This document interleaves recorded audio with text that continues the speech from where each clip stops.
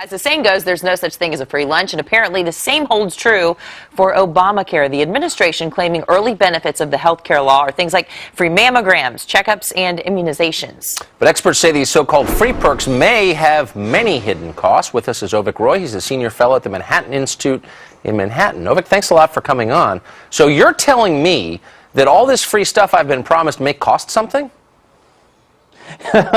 Yeah, that's not completely shocking, I don't think, Tucker. So what are the hidden costs?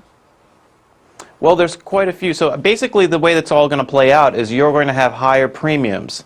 So when you have to have free premiums or free preventive care, free checkups, a lot of other things about the law, lower deductibles, lower copays.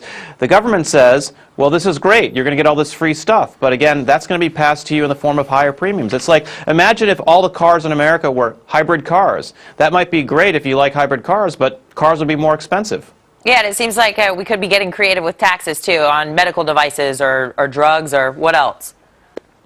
Yeah, so there's a sales tax on insurance premiums that every insurer is going to have to pay to the government. So what's that going to do? The insurers are going to pass that on in the form of higher premiums. They're going to tax drugs and medical device makers.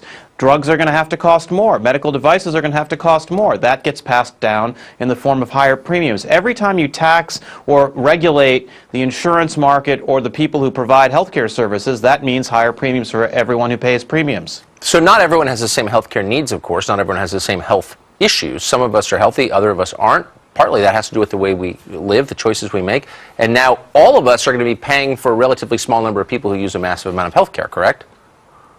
Yeah, so one of the things that you hear a lot about in the news is how young people are going to pay a lot more for health insurance under Obamacare. But it's not just young people, it's healthy people generally. If you're 55 years old and you go to the gym all the time and you're in great shape, you're going to pay a lot more for your health insurance. So I think what we're going to see with the Affordable Care Act is a massive transfer, you can call it, a silent tax on healthy people to pay for insurance for people who are sick or not taking care of themselves. There's a moral component to this. I mean, that's so deeply unfair. You know, you go through life making these choices in the hope you're going to be healthy. You are healthy, and then you're penalized for it?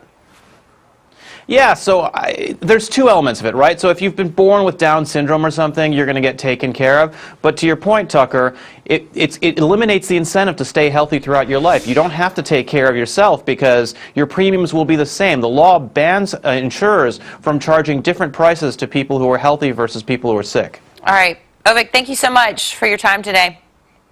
Sure thing. Thanks a lot.